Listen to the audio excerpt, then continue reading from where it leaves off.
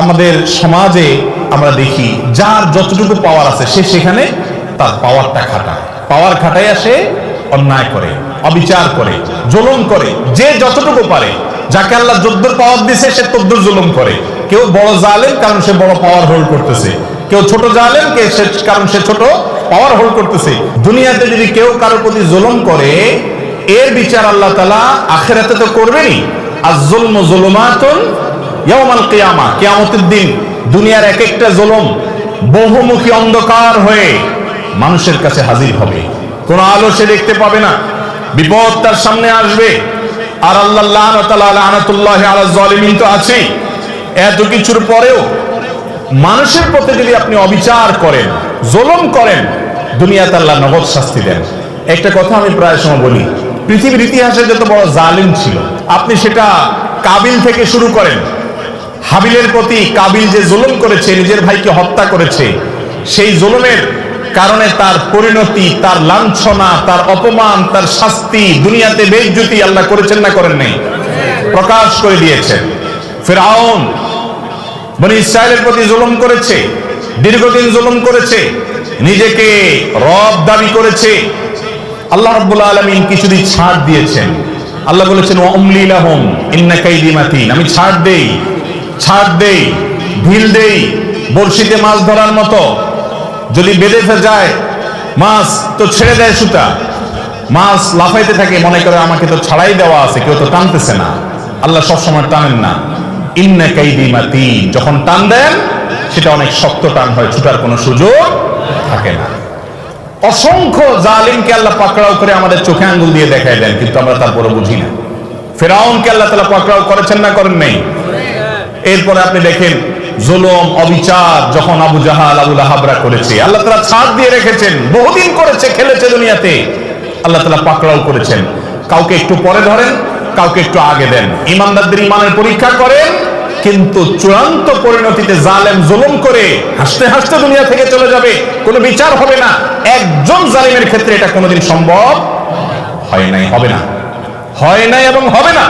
নবী সাল্লাল্লাহু আলাইহি ওয়াসাল্লামের ওয়াদা, জুলুম, অবিচার, অত্যাচার, লুণ্ঠন এবং দুঃশাসন, অপশাসন, মানুষের প্রতি মানুষকে কষ্ট দেওয়া, এই কাজগুলো যারা করে আল্লাহ তাআলা তাদেরকে দুনিয়াতে শাস্তি দেন, আখিরাতে তো আছেই।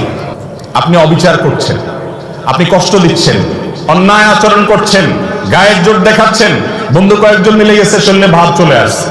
এই ভাবের চোটে যৌবন কাল থেকে কত রিকশাওয়ালা, কত চা দোকানদার, কত বাস কন্ট্রাক্টর, কত কাজের মানুষ, কত গরিব মানুষ, কত দুর্বল, কত অসহায়, কত মানুষকে ধমক দিয়েছেন, ধাক্কা দিয়েছেন, চোখ রাঙিয়েছেন, অপরাধ করেছেন, জুলুম করেছেন, গায়ের জোর দেখিয়েছেন।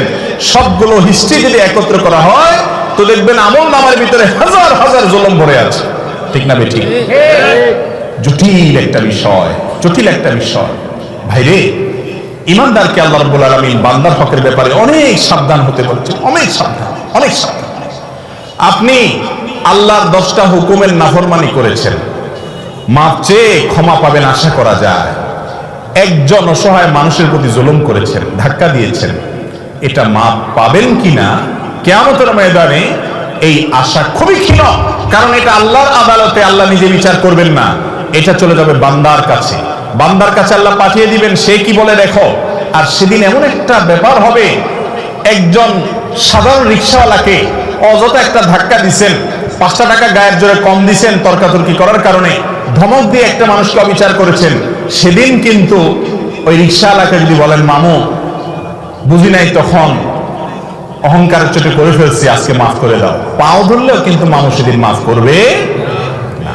কারণ সেদিন সবাই ইয়া নফসি, ইয়া নফসি, শুধু আমল দরকার। একটা সওয়াব পেলে একটা কদম আগায় গেল, জাহান্নাম থেকে সরে গেল।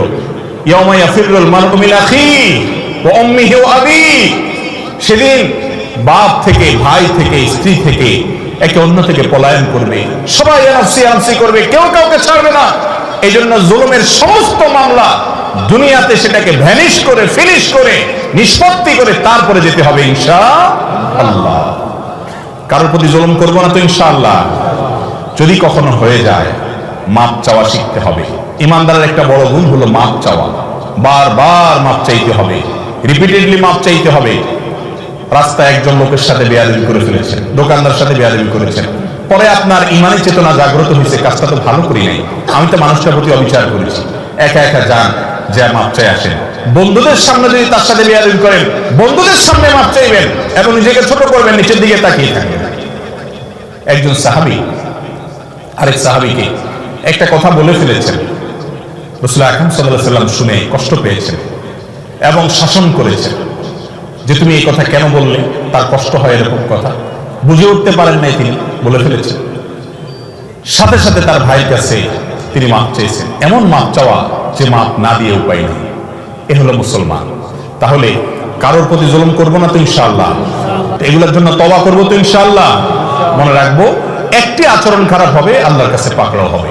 বারবার বলছি, ঈমানদারের জন্য করণীয় কাজ, আপনি ইবাদত গুজার করলেন, জিকির আজকার, ওয়াজ শুনলেন, ওয়াজ করলেন, তেলাওয়াত করলেন, দান সদকা করলেন, এগুলো ভালো কাজ করেন, কিন্তু আপনার দ্বারা উল্টাপাল্টা কি হচ্ছে, অপরাধ কি হচ্ছে, এটা খেয়াল করেন। বহু নামাজি মানুষ আছে দেখবেন, নামাজ কালাম পড়ে, দায়টা সবই আছে, কিন্তু আইন ঠেলে ঠিকই। তাহলে এই লোকটা বুঝতেই আছে না যে দিনদারি কি, তাহলে নামাজ কালাম থেকে জান্নাতে নিবে না, সে জানে না।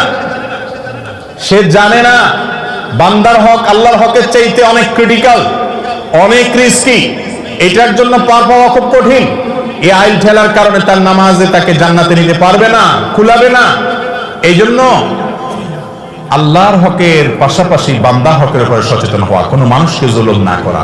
আবারও বলছি, পৃথিবীর ইতিহাসের কোন জালেম তার বিচার পাওয়া ছাড়া দুনিয়া থেকে যায় না। আমরা অনেক সময় বুঝি না, এক একজনকে আল্লাহ এক এক ভাবে বিচার করেন, কারোর ভেতরে ত্রাসের সৃষ্টি করে দেন, ভেতরে ভেতরে জ্বলে পড়ে কয়লা হয়ে যায়, উপর দিয়ে বোঝার কোনো সুযোগ থাকে না। কিন্তু আল্লাহর আযাবের কথা নবীজি ওয়াদা করেছেন, এই ওয়াদা সত্য, মহাসত্য, ব্যতিক্রম হওয়ার কোনো সুযোগ নেই।